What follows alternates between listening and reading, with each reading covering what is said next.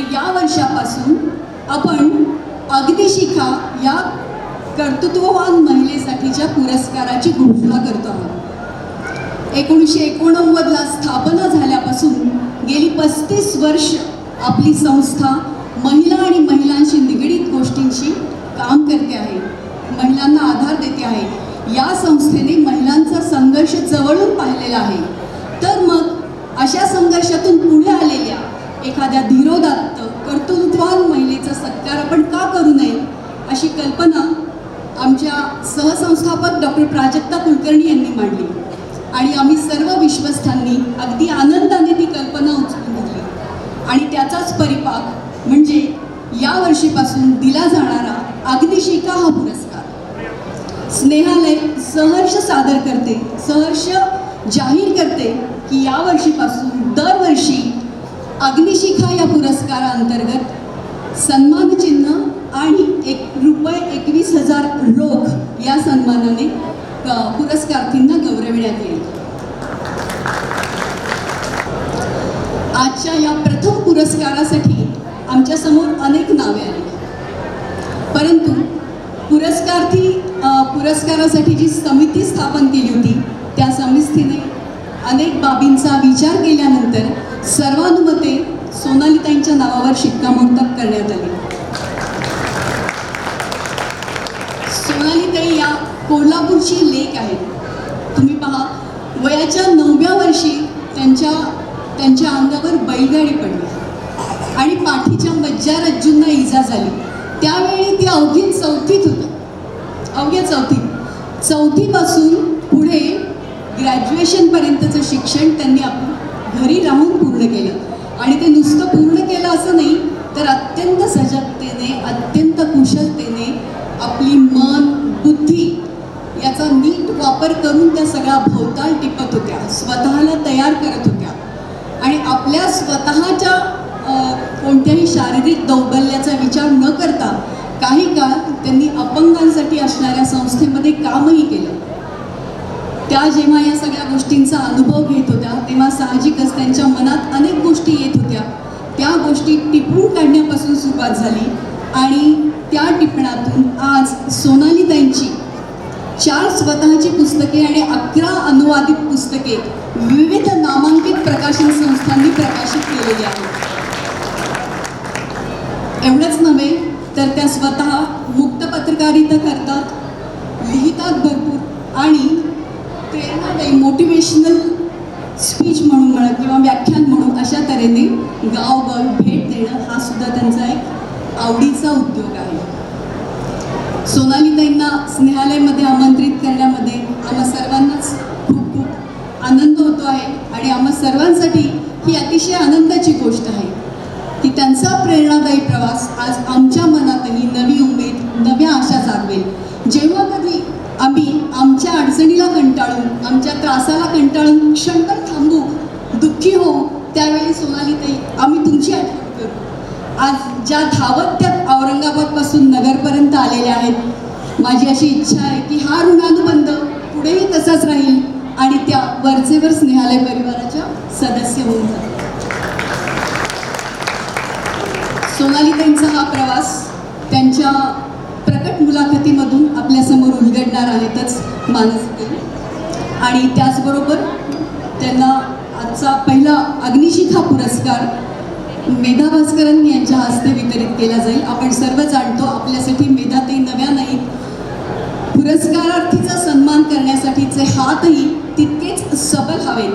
त्यामुळे मेधाताईंना आम्ही आज इथे खास आमंत्रित केलं आणि आपल्या आमंत्रणाचा स्वीकार करून त्याही इथे उपस्थित आहेत, याचा विशेष आनंद होतो आहे. तर प्रकट मुलाखत आणि सन्मान असा या पुढचा कार्यक्रम असेल, एवढे सांगून मी आपली रजा घेते. धन्यवाद. आज आपल्या मूर्तीचा सत्कार करण्याकरता जे सशक्त हात आपल्याला लाभलेत ते लाभलेत मेधाताईंचे. मेधाताईंचा सत्कार करण्याकरता मी आमचे विश्वस्त रुपालीताई मुनोत यांना स्टेजवरती आमंत्रित करते. माननीय रुपालीताई. मेधाताई गेली अनेक वर्ष स्नेहालयाशी जोडलेले आहेत. मेधाताईंचा परिचय थोड्याच वेळात आपल्यासमोर सादर होईलच. मेधाताईंचा परिचय करून देण्याकरता मी अनघाताई बंदिष्टी यांना निमंत्रित करते. अनघाताई मेधाताईंचा परिचय करून देते.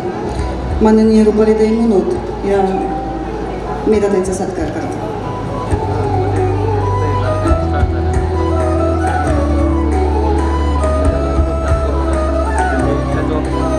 टाळ्यांच्या गजरात मेधाताईंचं स्वागत करा.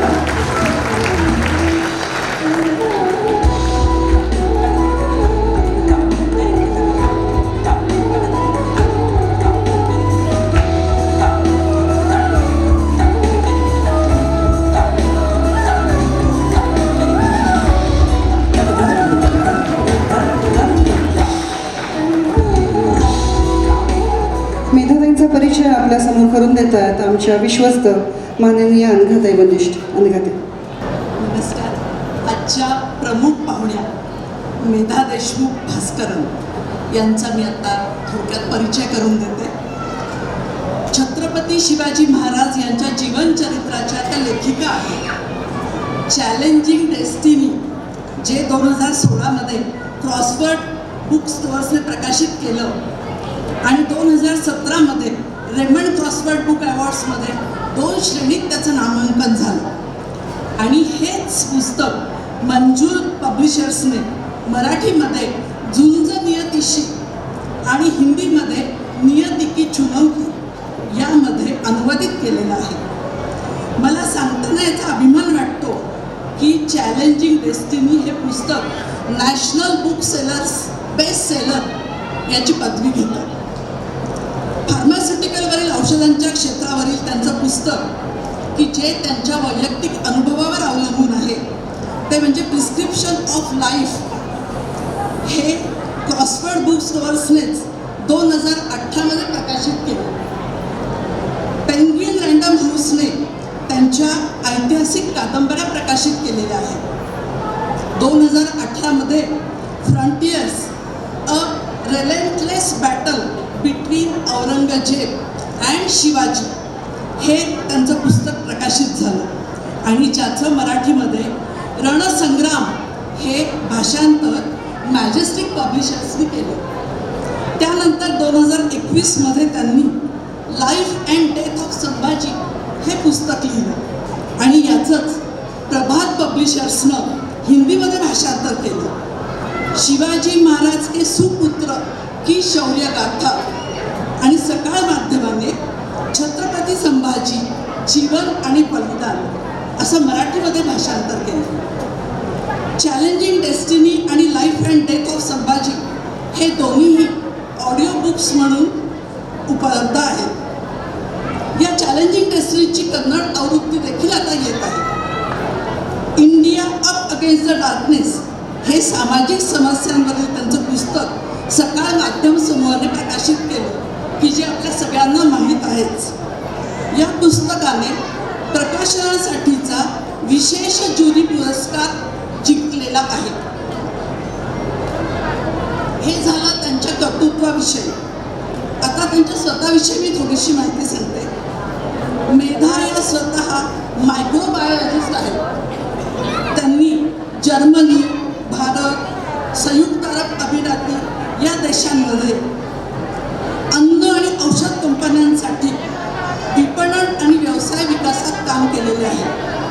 त्यांना मराठी आणि इंग्रजी भाषेत काव्य लेखन करायला खूप आवडतं. त्यांचे इंडियन एक्सप्रेस आणि आखाती देशांमधील खलीज टाइम्स, गल्फ न्यूज या वृत्तपत्रांसाठीचे लेखन प्रसिद्ध आहे. अशा प्रमुख पाहुण्या आज आपल्या या कार्यक्रमाला लाभलेल्या आहेत. धन्यवाद. मेधाताई, तुमचं स्वागत. मुख्य कार्यक्रमाकडे वळतोय.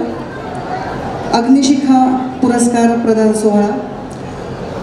एका अनुवादप्रिय लेखिकेचं आज सत्कार करण्याकरता एक अनुवादप्रिय लेखिका आज आपल्याला लाभली आहे आणि या योगायोगाचा मला फार आनंद होतो. मी मेधाताईला असं विनंती करते की त्यांनी सोनालीचा सत्कार करावा.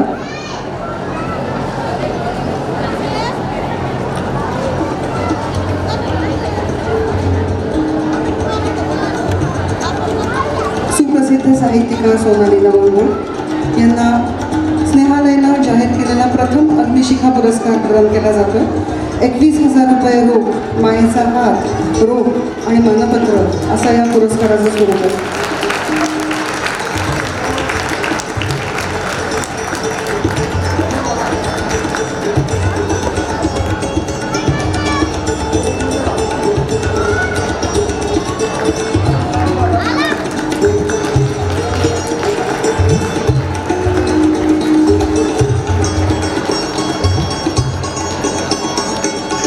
अग्निशिखा माननीय सोनाली निवांगुळ. माननीय सोनाली, लेखन, अनुवाद आणि मुक्त पत्रकारितेच्या क्षेत्रात मागील 1.5 शतकापासून आपण कार्यरत आहात. आपल्या प्रतिभेने महाराष्ट्रामध्ये स्वतंत्र वाचक वर्ग आपण अल्पावधीत निर्माण केला. अनुवादित पुस्तकं हा आपला जिव्हाळ्याचा विषय. तमिळ लेखिका सलमा यांच्या मध्यरात्रीनंतरचे तास या पुस्तकाच्या अनुवादासाठी अत्यंत प्रतिष्ठेचा साहित्य अकादमी पुरस्काराने आपल्याला सन्मानित करण्यात आला. लेखनासोबतच आपण समाजभान जपलं. नेत्रहीन वाचकांसाठी असलेल्या स्पर्शज्ञान या पहिल्या ब्रेल पाक्षिकाच्या उपसंपादक म्हणून गेली 16 वर्ष आपण कार्यरत आहात. दिव्यांगांच्या परिपूर्ण विकासासाठी मैत्रीपूर्ण भोवताल हवा असतो. याबद्दल समाजामध्ये सजगता, त्यांचा लैंगिक भावभावनांबद्दलचं संवेदनाक्षमीकरण हा आपल्या जिव्हाळ्याचा विषय. अशा नाजूक विषयांना अतिशय धाडसानं आणि तरळतेनं आपण स्पर्श करून माणुसकीची एक नवीन पायवाट मांडली. अपंगत्व आणि लैंगिकता याविषयी समाजात आज दिसणारी जागरूकता आपल्या कष्टाचं फळ आहे. विविध प्रतिष्ठित व्याख्यानमाला आणि यूट्यूब चॅनल्स यांच्या माध्यमातून दिव्यांगांबद्दलचे अनेक गैरसमज आपण दूर केले. निवडणूक अधिकारी कार्यालय महाराष्ट्र यांच्याकडून भारत निवडणूक आयोगाने स्टेट आयकॉन म्हणून आपली केलेली निवड समर्पक आहे. दिव्यांगांच्याकडे दयाबुद्धीने बघण्याऐवजी एक स्वयंपूर्ण व्यक्ती म्हणून समाजाने बघितलं पाहिजे या आपल्या आग्रहानं दिव्यांगांचा आत्मसन्मान विकसित झाला. आपल्या कार्याला, मनस्वितेला, सकारात्मकतेला आणि दुर्दम्य इच्छाशक्तीला आमच्या आभाळभर शुभेच्छा. आपल्या आजवरील सेवाकार्याला आणि कर्तृत्वाला महिला दिनी स्नेहालयातर्फे दिल्या जाणाऱ्या वर्ष 2024-25च्या पहिल्या अग्निशिखा पुरस्काराने सन्मानित करताना आम्हाला धन्यता वाटते. शुभेच्छुक, स्नेहालय परिवार. टाळ्यांच्या गजरात सोनालीचं परत एकदा अभिनंदन करावं. स्नेहालय परिवाराला हा पुरस्कार प्रदान करताना मनापासून धन्यता वाटते. मनपूर्वक अभिनंदन सोनाली. माननीय मेधाताई भास्कर त्यांना मी विनंती करते की त्यांनी त्यांचं मनोगत व्यक्त करा. माननीय मेधा. हॅलो, ऐकू येत आहे? मी पहिले सोनाली यांचं मनपूर्वक अभिनंदन करते, कारण पुस्तक लिहिणं आणि अनुवादन करणं हे एक फार एकटेपणाचं जर्नी आहे ना, आणि त्याला अत्यंत कॉन्सन्ट्रेशन लागतं आणि पाठ मोडून टाकेल एवढं काम करावं लागतं. मी हे जवळजवळ 20 वर्ष जगले आहे आणि मला त्यांनी कसं काम केलं हे मी डोळ्यासमोर आणू शकते. त्यामुळे मनपूर्वक अभिनंदन. हे तुमचा जो लोनली जर्नी आहे, इंटलेक्च्युअल जर्नी, त्याच्याबद्दल तुम्हाला अभिनंदन. खूपच अभिनंदन. ओके. आणि मी एक 5 मिनिट बोलणार आहे. एकच गोष्ट सांगणार आहे की 1-2 गोष्टी सांगेल इतिहासातल्या स्त्रियांबद्दल आणि आत्ताच्या स्त्रियांबद्दल. जेव्हा मी मुघल मराठा हा इतिहास अभ्यास करत होते 20 वर्ष, तेव्हा त्यातल्या काही स्त्रिया मला अत्यंत आवडल्या. कोणत्या असाव्यात त्या स्त्रिया? एक होते आपले जिजाऊबाई साहेब, ऑफकोर्स. आणि दुसरं कोण असेल? येसूबाई साहेब. तिसरं कोण असेल? औरंगजेबची बहीण जहानारा. आणि चौथं कोण असेल? तारा राणी. तुम्ही तारा राणींचं नाव ऐकलंय? कोण होत्या तारा राणी?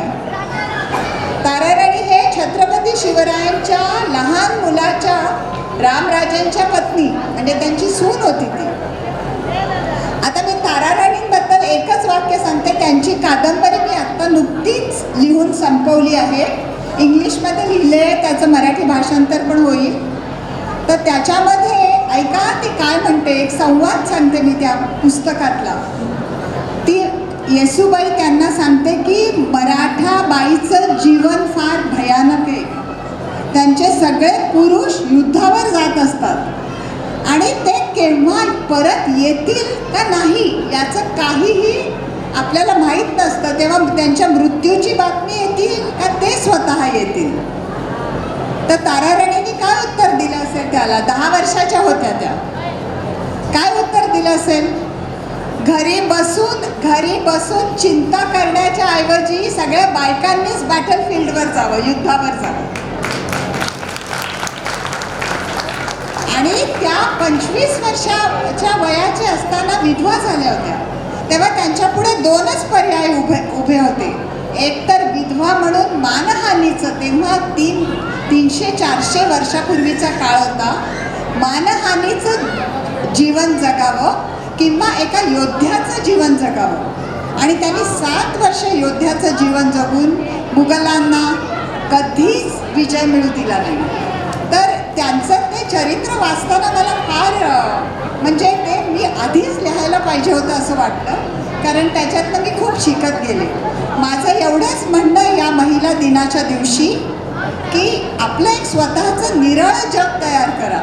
आपले आई वडील भाऊ पती मुलं यांच्यात फार गुंतून जाऊ नये.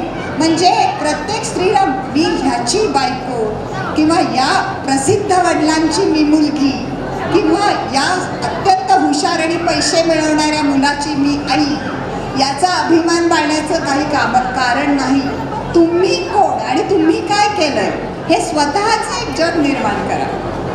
आणि दुसरं एक मला सांगायचं होतं की आपल्या घरी जर मुलगा असेल छोटा आणि त्यांनी स्वयंपाकघरात काही भांडी घासायचा प्रयत्न केला तर असं म्हणू नका, अरे हे तुझं काम नाही, हे तुझं काम नाही. हे सगळ्यांचंच काम आहे. आणि मला अजूनही मला कोणीतरी, मी नगरला अनेक वर्षापूर्वी आले होते आणि मला फार माझ्या बाबांनी खूप म्हणजे मुलासारखंच वाढवलं, म्हणजे आमच्यात कधीही भेदभाव नाही केला. तर मला कोणीतरी नगरला विचारलं तुमचे मालक काय करतात? माझे मालक मीच मालकीण आहे माझी, असं मी त्यांना उत्तर दिलं. एवढं बोलून आणि परत सोनाली ताईंची मी अत्यंत म्हणजे मला आश्चर्यचकित झालं आहे, कारण त्यांनी फिजिकली चॅलेंज असून ते एवढी मोठी पुस्तकं लिहिण्याचं काम केलं, अनुवादन केलं आणि ते खरंच अग्निशिखा या पुरस्काराला अत्यंत योग्य आहेत. एवढंच बोलून मी सांगते. थँक्यू. सई आपण कुणाला म्हणतो? जिची सई येते ती सई असते. सोनालीला मी ज्यावेळी पहिल्यांदा बघितलं, म्हणजे आज खरं सांगायचं तर समोरासमोर आम्ही अशा पहिल्यांदा भेटलो, पण ती कोल्हापूरची आहे आणि मी कोल्हापूरची आहे मूळची. आणि आमचे बरेच मित्र हे कॉमन मित्र आहेत आणि खूप जणांच्याकडून सोनालीबद्दल मी ऐकलेलं होतं, जाणलेलं होतं, तिचं वाचलेलं होतं, लिहिलेलं, आणि बरेच वर्ष तिला भेटायची उत्सुकता होती खूप. ती अचानकपणे अशा रीतीनं इतक्या चांगल्या कारणाने पूर्ण होईल अशी कल्पना नव्हती. पण आज ज्या कारणासाठी ती आणि मी आम्ही दोघीही एकमेकींच्या समोर आज स्टेजवरती आहोत, मला या गोष्टीचा खूप आनंद वाटतो. मुलाखतीकडे वळताना एक छोटीशी गोष्ट तुम्हाला सांगू इच्छिते की कोल्हापूरला मी रस्त्यावरून जात होते आणि मला अचानक रस्त्यात सोनाली दिसली. तर शक्यतो कसं होतं की एखाद्या ज्यावेळेला व्हीलचेअर माउंट व्यक्तीला आपण बघतो किंवा व्हीलचेअर माउंट व्यक्तीची आपण कल्पना करतो, तर मनामध्ये पहिली भावना येते ती म्हणजे कणव. आपल्याला असं वाटतं की अरे रे असं नको व्हायला होतं किंवा अरे रे असं का. मी पहिल्यांदा ज्यावेळी सोनालीला बघितलं त्यावेळी मी थक्कच झाले, कारण मला अशी कुठलीही भावनाच माझ्या मनामध्ये आली नाही. इतकं तिचं पहिलं दर्शन हे चैतन्यमयी, सुंदर, निर्मळ, आनंदी होतं की मला नंतर असं जाणवलं की या कुठल्या भावनेला माझ्या मनामध्ये त्याची जागाच राहिलेली. दोन्ही वेळा मी लांबून सोनालीला बघितलं, दोन्ही वेळा ती कोल्हापूरच्या रस्त्यावरती तिची व्हीलचेअर घेऊन, खरं सांगायचं तर तुम्हाला पटणार नाही पण सुसाट अशी चाललेली होती की जिचा स्पीड बघून आपल्याला सुद्धा 1-2 मिनटं काळजी भीती वाटावी की अरे काय चाललं आहे असं वाटावं. पण तिचा असलेला चेहऱ्यावरचा आत्मविश्वास, तिचं एकंदरीत त्यावेळेचं वागणं बघून हे समजत होतं की तिला या सगळ्या गोष्टींची सवय आहे. ज्या वेगवेगळ्या गोष्टीतल्या ह्याला ती हात लावते, म्हणजे ती अनुवाद करते, ती मुक्त पत्रकारिता करते. तिचे ब्लॉग जर का तुम्ही वाचणार ती अत्यंत सुंदर, तरळ, निर्मळ आणि तरीही साधं लिहिते. पण त्या साध्यामध्ये पण इतका गोडवा असतो की मला या गोष्टीची खात्री आहे की तुम्ही जर का ते वाचले तर परत तुम्हाला हे वाचायचा आग्रह कोणालाही करायला लागणार नाही. मला त्याच्यामुळे सोनाली फुलपाखरासारखी वाटते. एकूण तिच्यामध्ये असलेले चैतन्य, तिची ऊर्जा हे खरंच एखाद्या फुलपाखरासारखं आहे. आज या ठिकाणी या निमित्तानं तिची मुलाखत घेण्याची संधी स्नेहालयानं मला दिली, ह्याच्याबद्दल मी सुरुवातीलाच स्नेहालय परिवाराचे आभार मानते आणि मुलाखतीकडे वळते. सोनाली, स्नेहालयातर्फे तुझं मनपूर्वक स्वागत. आवाज येतोय का सोनालीचा मागापर्यंत? आवाज येतोय? खूप मनापासून आभार. हा माईक असू दे की दुसरा घेऊ? अजून थोडा आवाज हवा माईकचा. वाढेल आवाज येतोय आता? येतोय व्यवस्थित? घुमत नाही आहे ना आवाज? ओके, ठीक आहे, थँक्यू. सुरुवात करतानाच ना इतकी म्हणजे आपल्याला स्वतःविषयीचं कौतुक आधीमध्ये ऐकावं असं वाटतं, लाड करून घ्यावेसे वाटतात.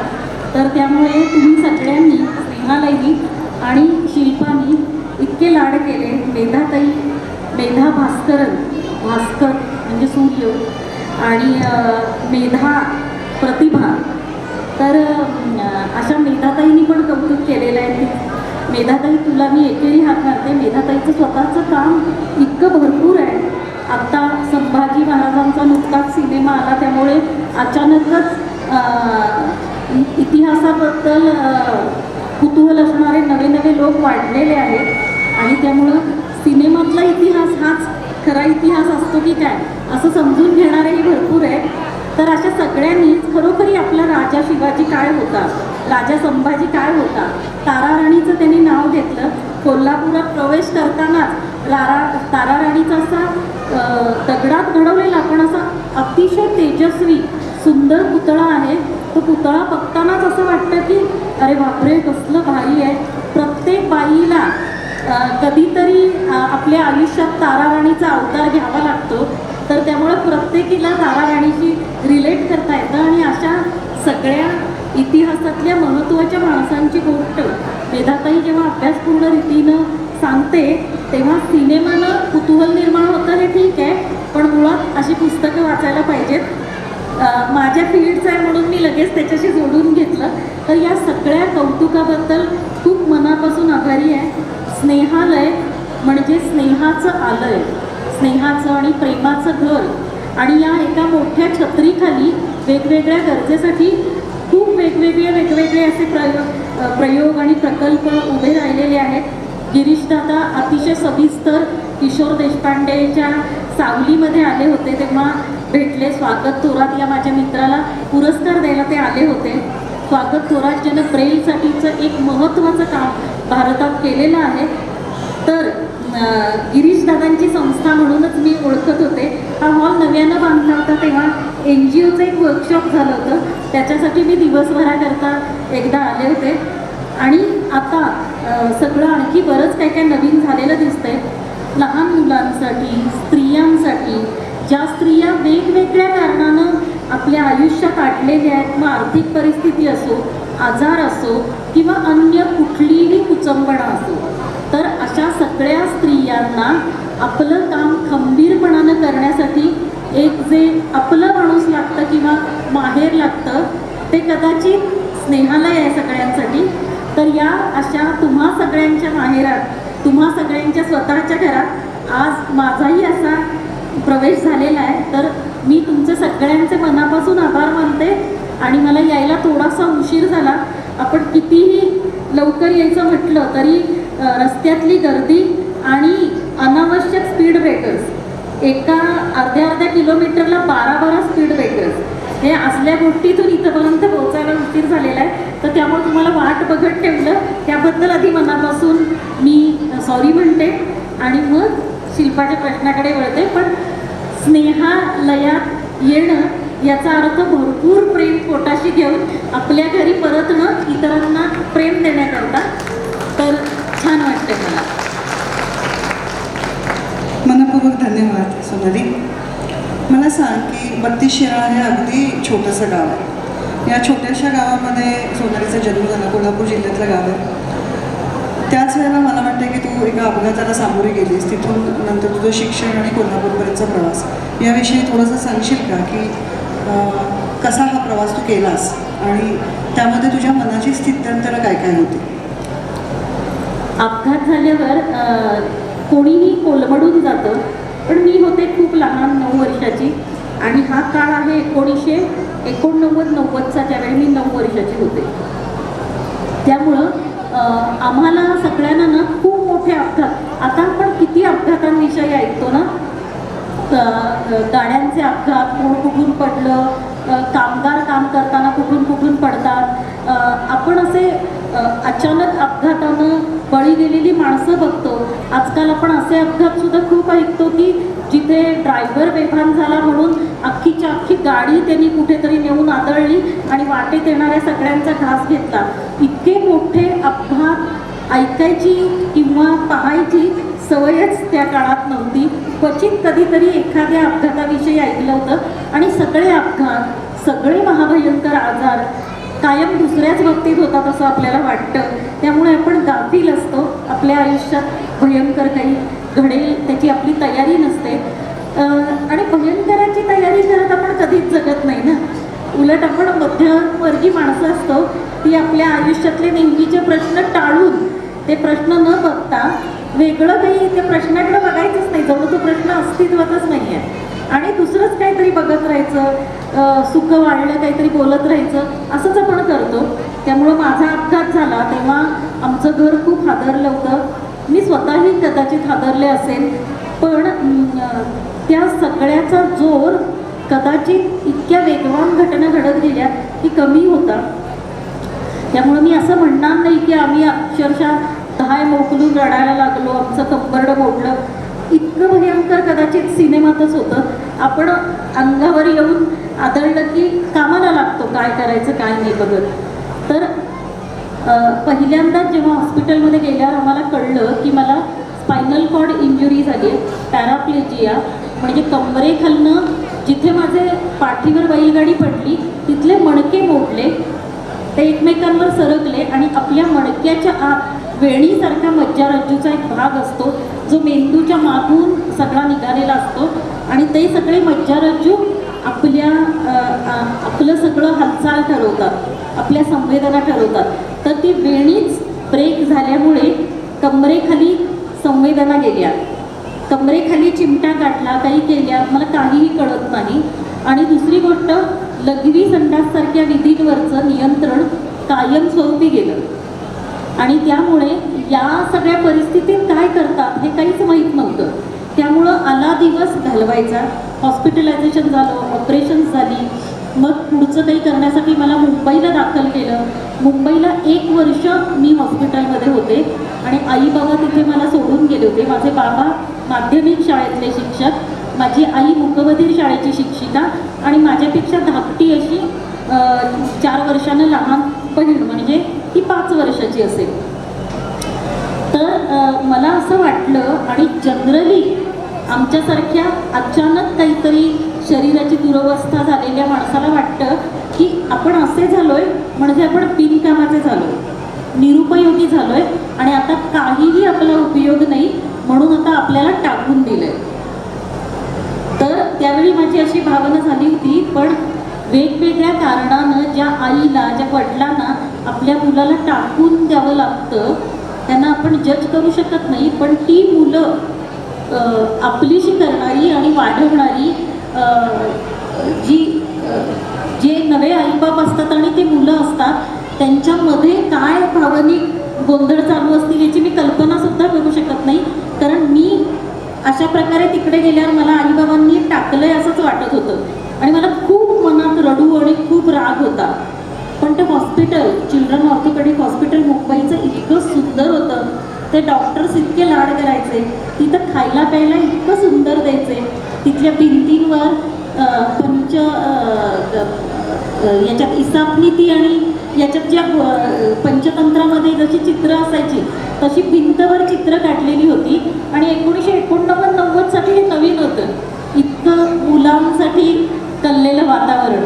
तर त्यामुळे मी महिन्याभरातच तिथं रमले. तिथे 2-4 तास माझ्याकडनं व्यायाम करून घ्यायचे. मला कुशीवर सुद्धा वळता येत नव्हतं, त्यामुळं असंच कधीतरी मी मरून जाईल असंच वाटत होतं. पण आणि संवेदना नसल्यामुळे एका कुशीवर झोपून झोपून अशा माणसाला दुसऱ्या कोणीतरी दर 1.5-2 तासानं कुशी वळवावी लागते. आपली आपली कुशी वळता येत नाही ना. आणि अशा वेळी मला खूप बेडसोर झाले, खूप प्रचंड मोठ्या जखमा, आपली मूठ मावेल इतक्या जखमा सीटवर म्हणजे ढुंगणावर झाल्या. मी 9 वर्षाचीच होते, अतिशय बारकुळी होते. त्या जखमा एवढ्या मुठभर कापूस किंवा ते आत जाईल बिटायडिनचा, एवढ्या त्या जखमांमध्ये माझं काय होणार माहीत नव्हतं. पण त्या डॉक्टरनी जखमा बऱ्या केल्या. आणि एक लक्षात घ्या, त्या जखमा का झाल्या?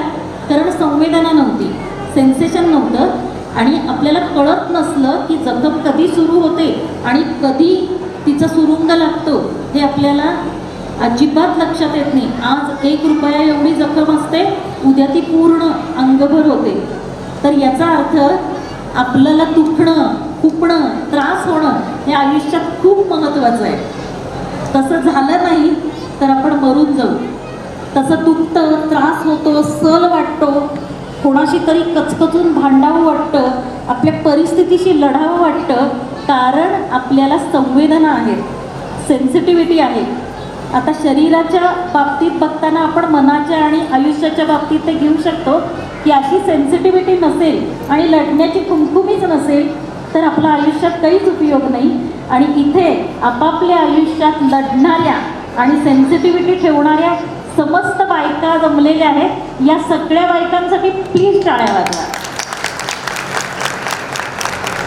तर असं माझं ते आयुष्य होतं. नंतर मला घरी आणलं हॉस्पिटलमधनं 1 वर्षानं. तेव्हा घरातलं सगळं पर्यावरण माझं अनोळखी झालं होतं. याचं कारण मी जेव्हा चालत होते तेव्हा मी माझी खेळणी स्वतः काढू शकत होते. पाणी तहान लागली तर पाणी स्वतः पिऊ शकत होते.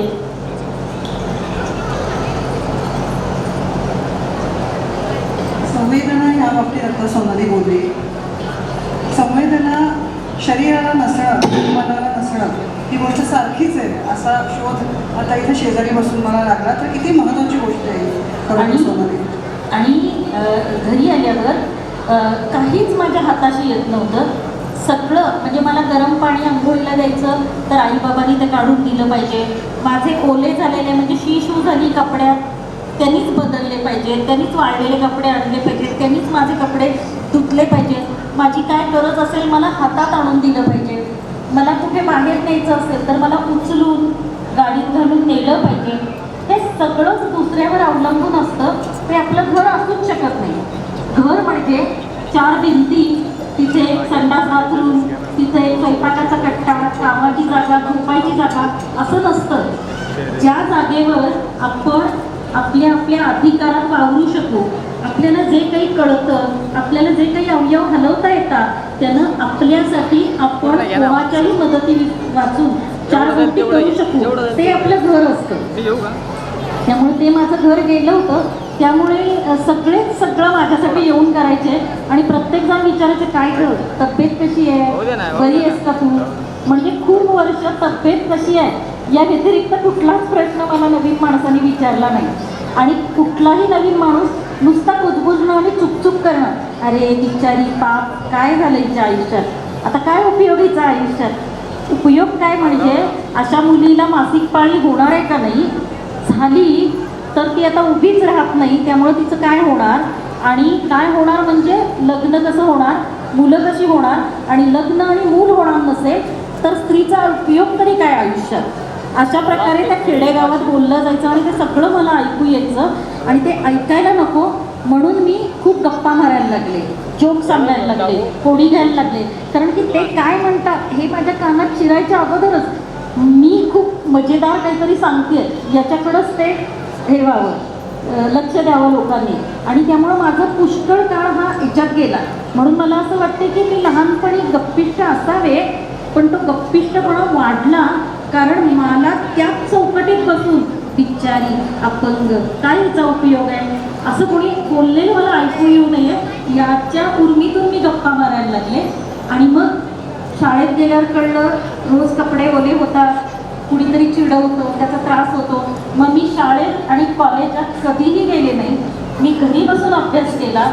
आणि 10वीला असताना जेव्हा मला चांगले मार्क पडले आणि मी शाळेत पहिली आले तेव्हा मला कळालं की आपल्याला असं वाटतं की इतर लोकांच्या तुलनेत आपण काय हुशारच नाही, आपल्याला काय कळतच नाही, आपला रंगच काळा आहे, आपलं नाकच नकटं आहे, आपलं पोटच पुढं आहे, आपल्या पाठीलाच बाक आला आहे, आपली परिस्थितीच चांगली नाही आहे आणि इतरांसारखं आपलं सुखी दोन मुलं आणि नवरा असं सुरक्षित आयुष्य नाही आहे. तर आपली दुःख ही कायम तुलनेमुळं होतं आणि ज्यावेळी तुलना आपण आयुष्यातनं काढून टाकतो तेव्हा आपण बेस्ट असतो. आपण जे कोणी आहोत आपण स्वतंत्र माणूस आहोत आणि स्वतंत्रपणानं आपलं सुंदर रूप आहे, आपले सुंदर अवयव आहेत, आपली सुंदर बुद्धी आहे, आपलं अप्रतिम काम आहे.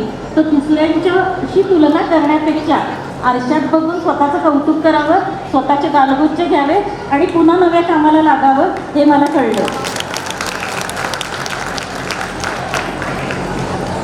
का आपण अग्निशिखा पुरस्कार आज सोनालीला दिला हे आपल्याला उत्तरोत्तर कळतंच आहे असं मला वाटतं.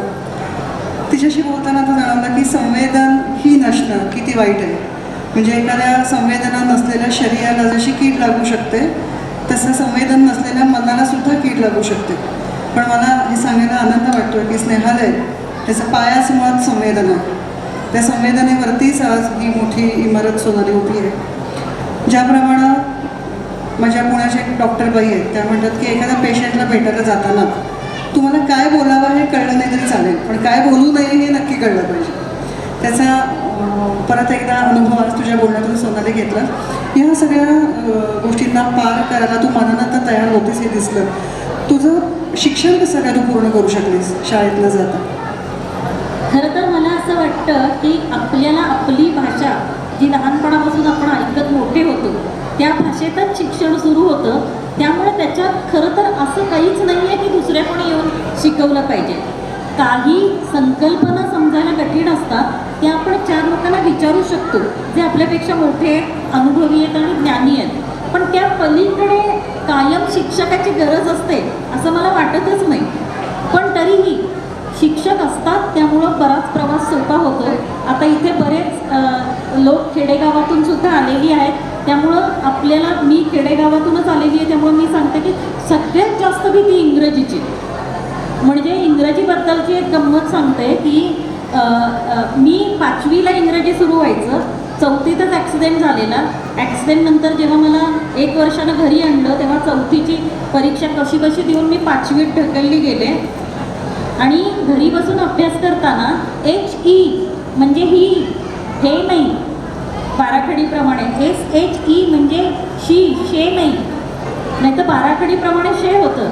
हे सगळं सुद्धा मी डिक्शनरीतून शिकलेली आहे. आणि काही व्याकरणातले मुद्दे जे असतात ते मला बाबांच्या शाळेतल्या शिक्षकांनी शिकवले. पण ना आपल्याला एवढंच यायला लागलं की आपल्याला वाटतं आपण म्हणजे काय हुशारच आहे. तर चिपळूणला आमच्या मामाकडं गेल्यावर तेव्हा नवीन ओनिडा TV त्याच्याकडे आलेला होता. ती मागून साप असा यायचा आणि तो ओनिडा किती वेगळा आहे आणि काय असं ती त्यावेळी जाहिरात होती वेगळी. तर तिथं ना लेबल होतं नवीन TV आणल्याचं आणि त्याच्यावर लिहिलं होतं MORE. तर मामा म्हणाला काय ग तू हुशार आहेस ना, इंग्रजी आलं ना, सुरू झालं ना आता तुला, त्याच्यावर काय लिहिलं आहे सांग. तर मी म्हटलं मोरे. तर तो म्हटला मोरे का लिहिलंयस. म्हटलं दुकानदार असणार चिपळूणमधला त्याच्याकडनं तुम्ही आणलं असणार म्हणून ते मोरे लिहिलंय. आणि त्यावेळी मला मामानं पण सांगितलं नाही की ते चुकलं आहे. ते मोर म्हणजे खूप जास्त वेगळा अनुभव देणारा TV असं ते होतं. तर काय होतं माहिती आहे का, कधी कधी दुसऱ्याला वाईट वाटू नये किंवा दुसऱ्याची अक्कल काढली जाऊ नये म्हणून आपण चुका सांगतच नाही. चुका सांगणारे लोक आसपास असायला पाहिजेत, नाहीतर मग अर्ध्या हळकुंडात पिवळं झाल्याची हे होते. मी नंतर मामा असं सारखं का विचारत होता म्हणून घरी येऊन डिक्शनरी बघितल्यावर मला कळलं आणि त्यावेळी मला कळलं की एक वेळ म्हणजे भाषेच्या बाबतीत आणि आपण कोणाशी बोलत असतो तेव्हा ओव्हर कॉन्फिडन्स अजिबात कामाचा नाही. सगळं नीट समजून विचारायला पाहिजे, तरच चांगला अभ्यास होऊ शकतो. आणि त्यामुळं हा जो तू अभ्यासाचा प्रश्न विचारलास त्यातून नंतर मग खूप बारकाईनं अभ्यास. आता माझं बोलणं आणि माझ्या आईबाबांचं आणि आमच्या शिराळ्याची भाषा मराठी वेगळ्या वळणाची आहे, पण मी कायम एकटी घरी असायचे आणि पुस्तकच वाचायचे. त्यामुळं माझं प्रमाण भाषेचं वळण थोडं जास्त झालेलं आहे. त्याचं मला खूप वाईट वाटतं. आपल्या गावातल्या भाषेची चव आपल्याला पाहिजे. कोल्हापुरात जसं म्हणतोय, काय भावा उभारलायस, काय करायला आहेस, मला खूप आवडतं ते, पण माझ्या तोंडी ते येतच नाही. पण अभ्यास म्हणजे काय फक्त पुस्तकातला छापील अभ्यास नसतो.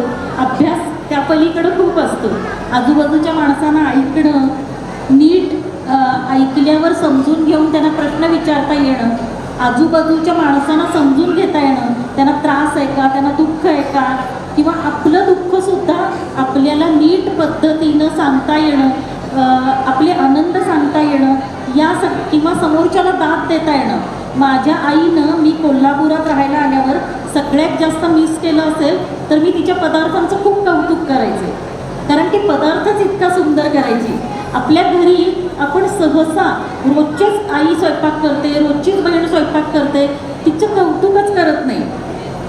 काही कमी झालं तर सांगतो, मीठ कमी आहे, तिखट जास्त झालं आहे, तेल जास्त झालं आहे, तर माझ्या आईला मी रोज सांगायचे, आई आमटी काय फर्स्ट क्लास झाली आहे, आई भाजी काय चविष्ट झाली आहे.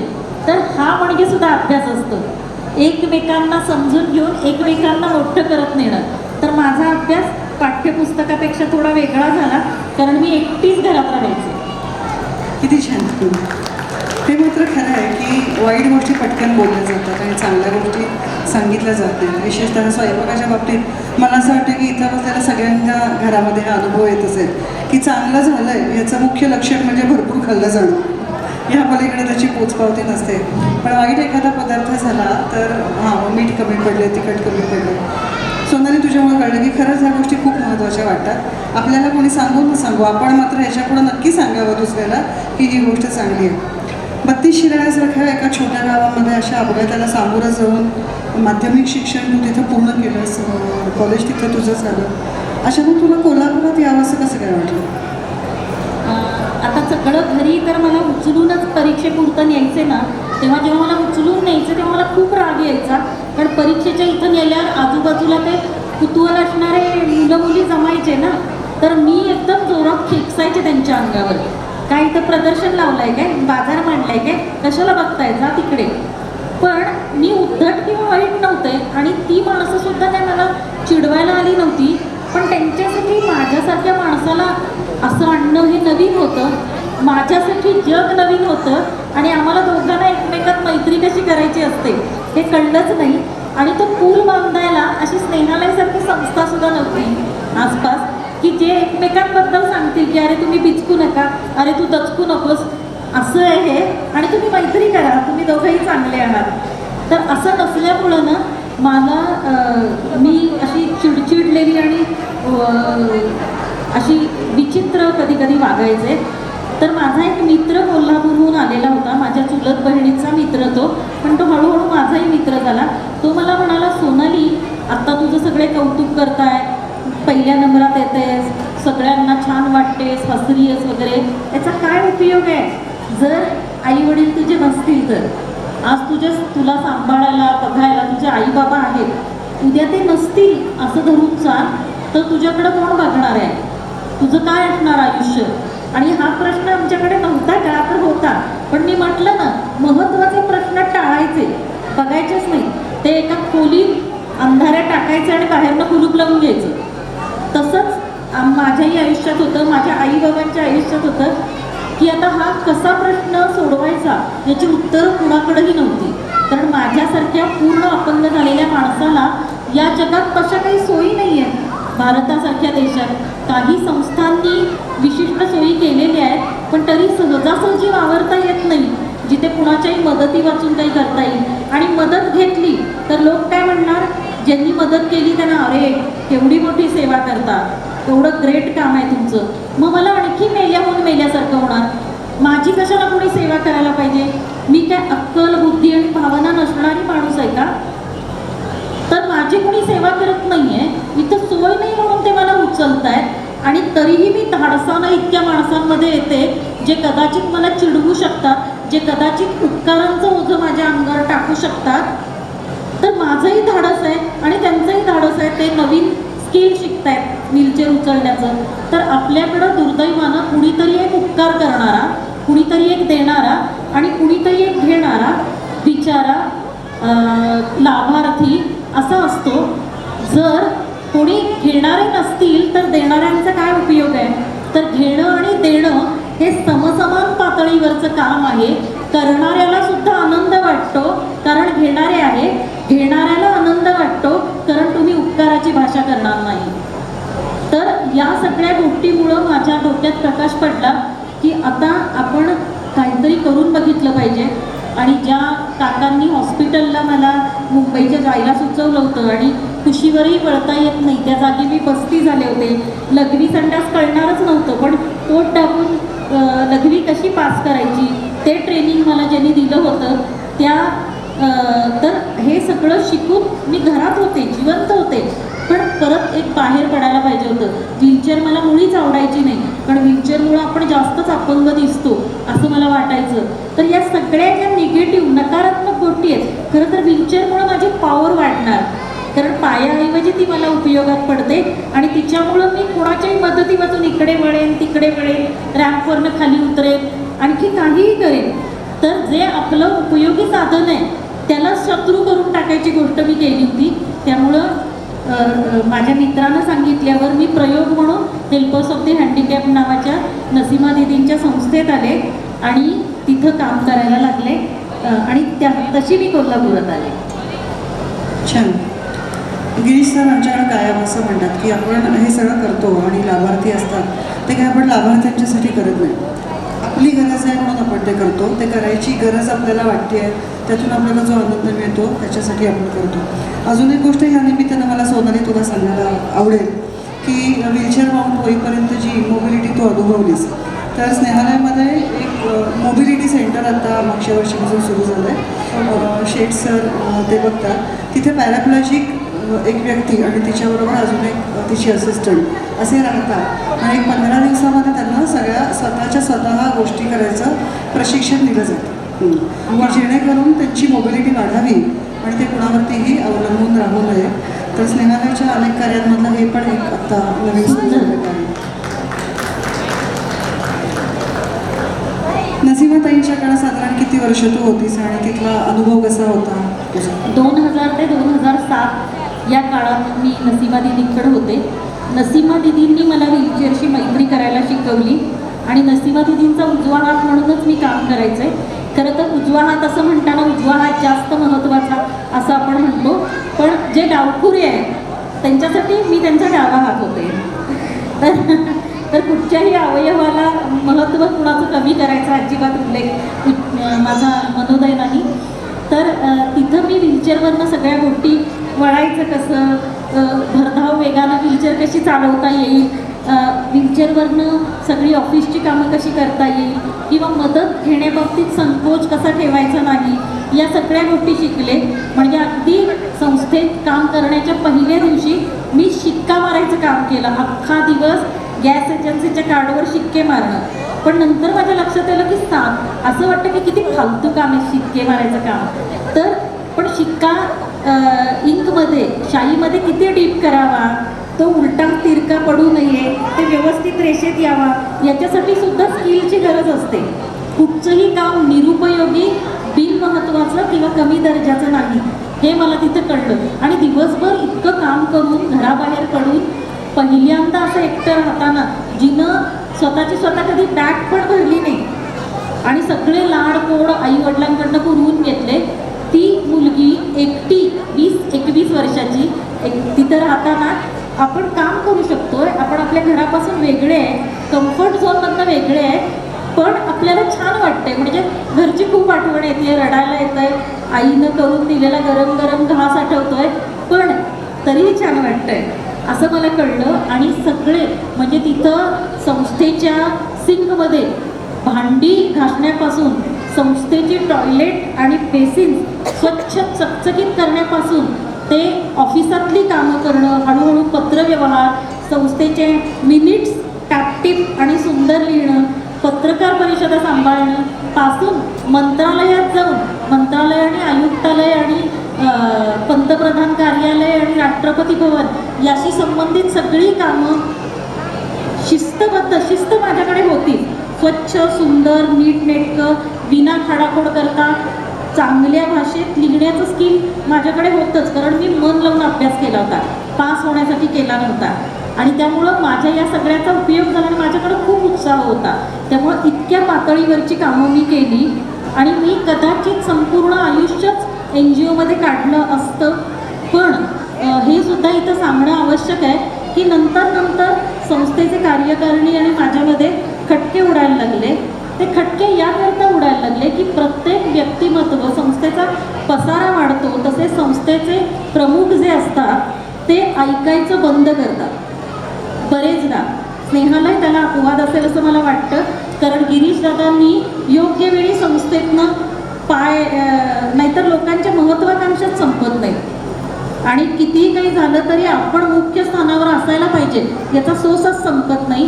तर काही बाबतीत असं झालं होतं की कुठच्याही नव्या सूचना हळूहळू कानात येऊन सांगणारे लोक महत्त्वाचे होतात, हाजी करणारे लोक महत्त्वाचे होतात. त्यामध्ये ज्याला 10 पैशाचा सुद्धा भ्रष्टाचार करायचा नाही त्याचा धाक तयार होतो आणि त्या माणसाला कुठून तरी इथनं वगळलं पाहिजे अशा पद्धतीची भावना वाढीच लागते. आणि कानात येऊन सांगणारे लोक महत्त्वाचे झाल्यावर आपण काय सांगतोय हे कितीही सांगितलं तरी चालकांना ऐकू येत नाही. आणि माझ्याकडं घरून मी घरातल्या माझघरातनं थेट संस्थेत आल्यामुळं मला हे माहीत नव्हतं की अध्यक्षांना घ्यायचं असतं, सचिवांना घ्यायचं असतं, कार्यकारिणीला घ्यायचं असतं, कारण हे नॉर्मल जगात भीतीचं प्रशिक्षण होतं. माझं भीतीचं प्रशिक्षणच झालं नव्हतं, त्यामुळे संस्था चालकांना मी सगळे प्रश्न विचारू शकायचे. आजही मी असं बोलते आहे, पण नसीमा दिदी आणि बाकीच्या सगळ्यांच्या देखत सुद्धा मी बोलू शकेल इतकं ते खरं आहे आणि ते ऐकून उत्तरं देऊ शकतील इतक्या ते शहाण्या बाई आहेत.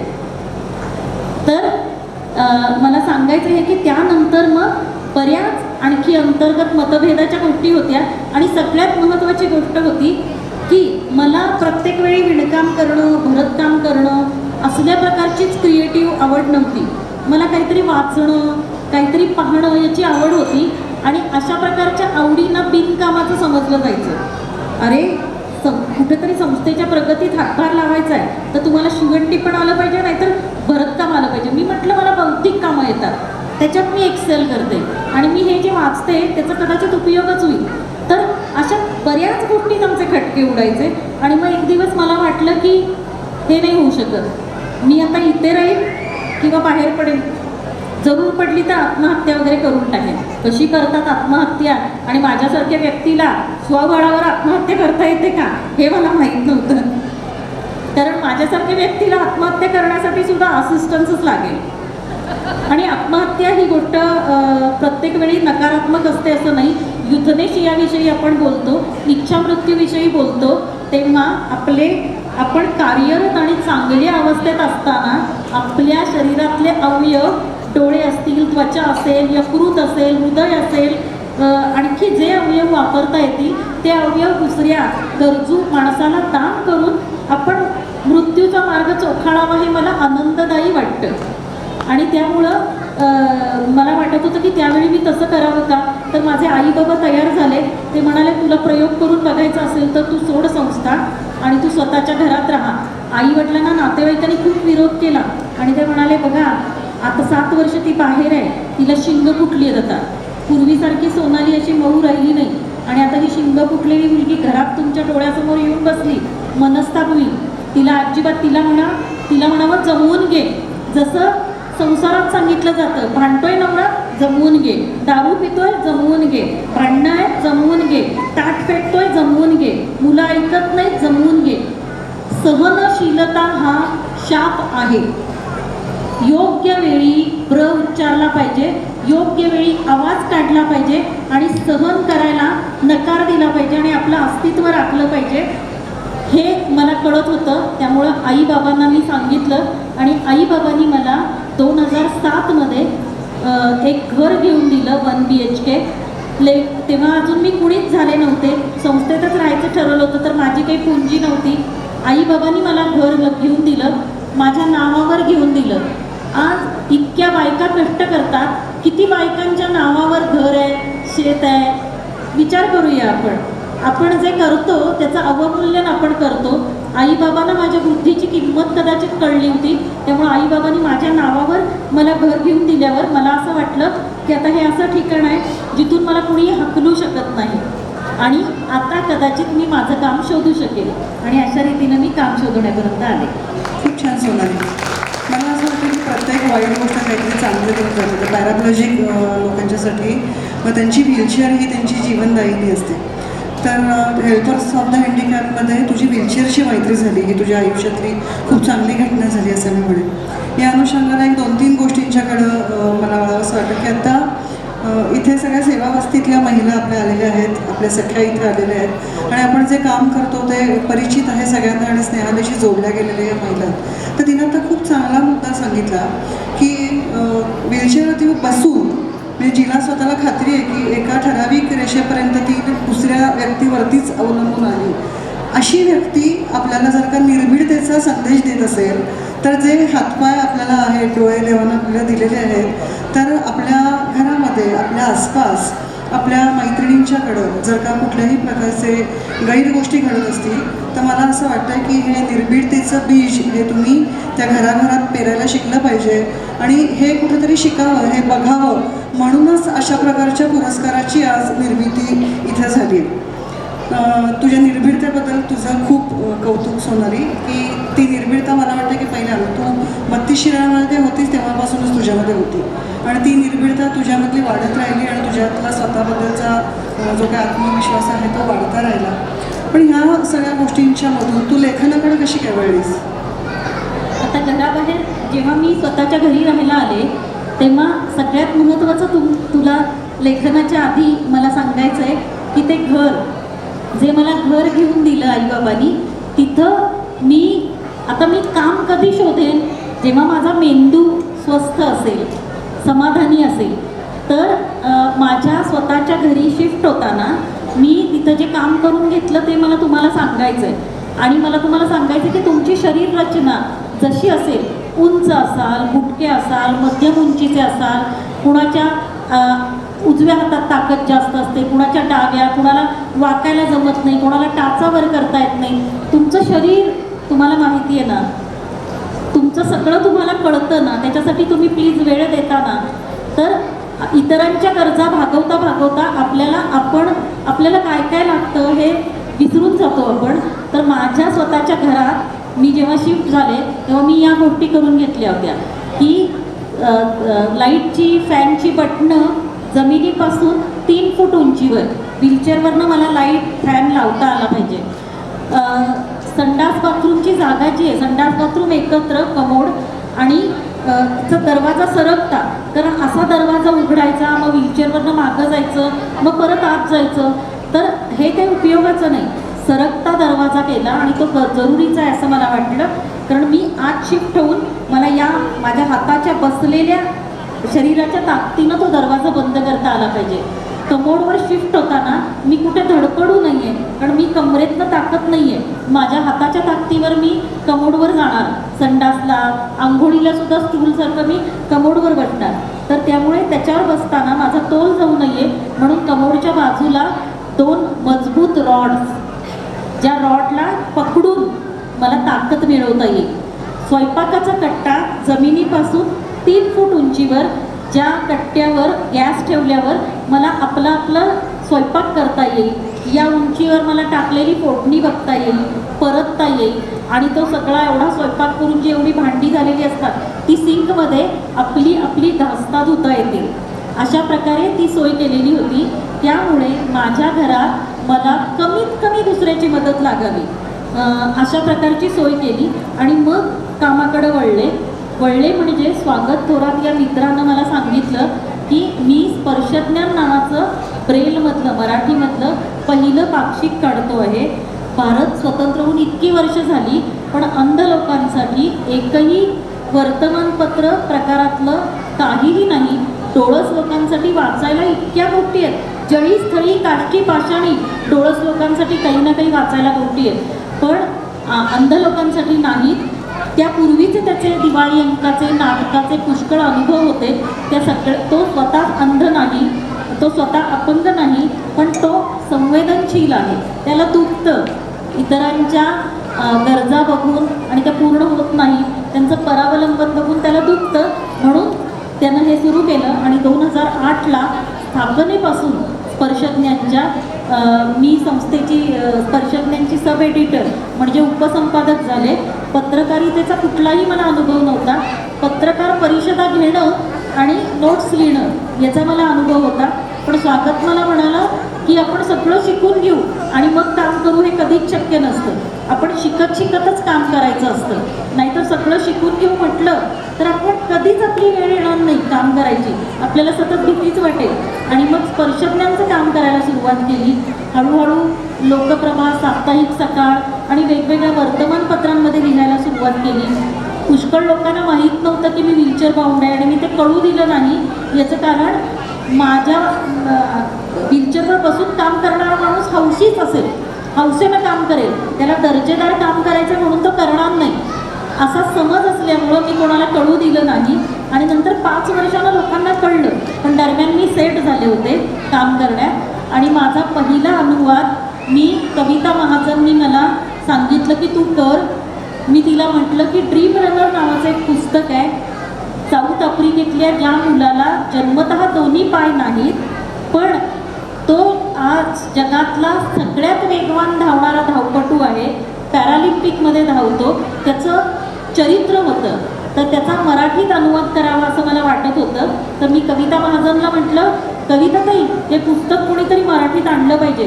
कविताताई म्हटली, कुणी का, तू का नाही? मी म्हटलं, अगं मी घरी बसून इंग्लिश शिकले ना, मग मला कसं येणार? ती म्हटली, आपणच स्वतःची लायकी काढायची, स्वतःवर विश्वास ठेवायचा नाही. येणं तुमच्यासारख्यांचं नुकसान होतं, तुमच्यासारख्यांचं म्हणजे स्त्रियांचं, माणसांचं. आणि म्हणून मग मी अनुवाद करायला घेतला आणि त्या अनुवादाची पहिली आवृत्ती 15-20 दिवसातच संपली. आणि मग माझ्या लक्षात आलं की आपण चांगलं काम करू शकतो. आणि तेव्हापासून मग आता किती पुस्तकं झाली तुम्हाला माहितीच आहे. सोनाली अत्यंत अभिरुचीपूर्ण जगते, ती नुसतं जगत नाही. आपण सुद्धा कदाचित घरात कळकटलेल्या कपड्यांमध्ये असतो. तुम्ही कधीही सोनालीकडे बघा, ती टकटकीत असते. तिचं जगण्यावरती प्रेम आहे, तिचं प्रेमावरती प्रेम आहे. या प्रेमाबद्दल सोनाली सांगशील थोडंसं? येस, जगण्यावरती प्रेम आहे. याच्याबद्दल एक आणखी गोष्ट मला सांगायची आहे की इथं खूप स्त्रिया बसल्यात आणि त्यांची मुलं असतील, नातवंड असतील किंवा आसपासचे पुतणे भाचे कोणी असेल. मी जेव्हा फिरायला जाते ना तेव्हा मला खूप चांगले अनुभव येतात. माझ्याकडे एक पॉवर चेअर आहे जिथे, ज्याला इथं जॉयस्टिक आहे. इथं कसं आता मला मागून ढकलत आणलं ना, तर पॉवर चेअरला कोणी ढकलावं लागत नाही. त्यामुळं मी भटक भवानीपणा करून ना अख्ख्या गावभर मनाला पाहिजे तितकं फिरू शकते. कोणीच मदतीला नसताना एकटी अशी वेगवान फिरू शकते. रंकाळ्यावर जाऊन पाणीपुरीच्या डिशेस संपवू शकते.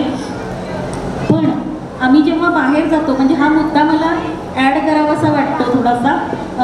माझ्याबरोबर माझी गेली 16 वर्ष सहकारी असणारी माझी कुटुंबीय मंदा इथं आहे. मंदाला ढुलकी लागली आहे. ए मंदा, मंदा खूप दमली आहे पहाटे उठून. तर मंदा तू प्लीज इकडे ये 2 सेकंद. मी मुद्दाम का दाखवते कारण हे समजणं खूप जरुरीचं आहे. मंदा सॉरी, मंदाला लाजवून टाकलेलं आहे मी, त्यामुळं घरी गेल्यावर तो दहशतवादीपणा करणाऱ्या मंदा माझ्याशी. तर मंदा माझी जितकी बसून उंची आहे तितकी मंदाची उभं राहून उंची आहे. या स्थितीला म्हणतात ड्वार्फ. तर जनुकांमध्ये झालेल्या वेगळ्या बदलांमुळे कधीकधी माणसं कमी उंचीची जन्माला येतात. आणि आपल्या सिनेमांमध्ये, नाटकांमध्ये, कथा कादंबऱ्यांमध्ये अशी जी माणसं असतात त्यांना विदूषक म्हणून वागवलं जातं. अशी माणसं बघितली की हसायचं एवढंच आपल्याला कळतं. तर आमच्या दोघींबद्दलचा एक अनुभव मी तुम्हाला सांगणार आहे. म्हणून मंदाला मी इथं बोलवलं का की तुम्हाला ती दिसावी. तिला सुद्धा असं समोर येऊन सगळ्यांसमोर ताठ उभं राहायला खूप वर्ष खर्ची पडली. कारण बाहेर पडलं की माणसं चिडवतात. तुमच्या बरेचदा पुरुष नसतात बरं का या चिडवण्यात, बायका खूप चिडवण्यात आघाडीवर असतात. आणि जेव्हा आम्ही फिरायला जातो तेव्हा कोपऱ्यावर, नळावर, रंकाळ्यावर आणि कुठं कुठं बसणाऱ्या बायका आहेत की नाही, त्या आधी स्वतः फिदी असतात पदर तोंडाला धरून. आणि त्यानंतर ते आपल्या मुलांना, नातवंडांना बोलतात, बघ बघ बुटकीबाई चालली आहे, बघ बघ खेळणीबाई चालली आहे, बघ गिट्टी चालली आहे गिट्टी. मंदानं मला मधल्या काळात सांगितलं की ती शाळेत जायची तेव्हा एक शिक्षक तिला एक गिट्टे इकडे ये असं हाक मारायचंय. तिला खूप राग यायचा, पण सगळेच हसायचे त्यानंतर. त्यामुळं तिला कधीही प्रतिकार करता आला नाही. त्यामुळं मंदाला मी इथं बोलवलंय की असा प्रतिकार करता येण्यासाठी मंदा आणि मीच नाही, तुम्हाला तुमच्या पातळीवर कुठला असा प्रतिकार करता यायचा असेल तर तुम्ही जे कोणी आहात, जसे कोणी आहात, संपूर्ण आहात, हा विश्वास तुम्हाला तरी असला पाहिजे किंवा तुम्हाला कोणीतरी दिला तरी पाहिजे. मंदा, थँक्यू. मंदा, तुमचं मनपूर्वक स्वागत. पाणी कुठे ठेवलं मी? आहे तर असं चिडवल्यामुळे ना मला पण चिडवायचं. म्हणजे मी बसताना काय होतं, मी इतकी वर्ष बसून आहे, आता 34 वर्ष मी अशी बसून आहे. तर कुणीही बघितलं ना, मंदाला परवा कोल्हापुरातले खूप ज्येष्ठ राजकारणी आणि खेळाडू, ते माझे मित्र आहेत, ते म्हणाले, अगं काय वजन वाढलंय सोनालीचं, मंदा हिला जरा कमी खायला घालत जा. वजन वाढणं फक्त खाण्याशी निगडीत असतं का? एक माणूस 34 वर्ष अशा अवस्थेत एका जागी बसून आहे आणि अशा वेळी त्याच्या सगळ्याच गोष्टींवर मर्यादा आहे. कधी कधी युरिन इन्फेक्शनमुळं किंवा कॅथेटर वापरत असल्यामुळं अनेकदा अँटीबायोटिकवर अवलंबून राहावं लागतं, अनेकदा स्टिरॉइड घ्यावे लागतात किंवा बाकीच्या कुठच्या गोष्टींमुळं वजन वाढतं.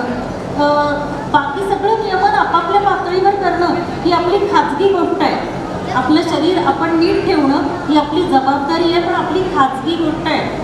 किती काटपुडी झाली, किती जाडी झाली, ते असले कॉमेंट जेव्हा माणसं एकमेकांबद्दल करतात तेव्हा तुम्ही सगळ्यांनी त्यांना सांगितलं पाहिजे की हे चूक आहे.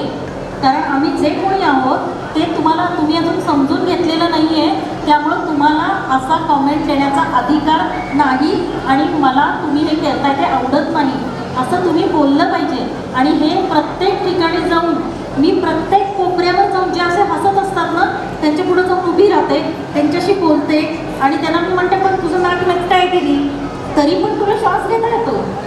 म्हणजे ही गिट्टी असली तरी आणि मी बारकी दिसत असले तरी किंवा जाडी दिसत असले आणि व्हीलचेअरवर असले तरी मला सुद्धा हे सगळं करता येतं. तर एखाद्याच्या शरीराच्या वैगुण्याबद्दल, न्यूनत्वाबद्दल त्याला असं बोलणं आणि त्याच्याशी हसणं, आणि मी म्हणते एकदा हसणं ठीक आहे, एकदा हसला, दोनदा हसला, तुम्ही नव्यानंच काहीतरी बघितलं, तुमची रिॲक्शन नैसर्गिकपणे अशी असू शकते.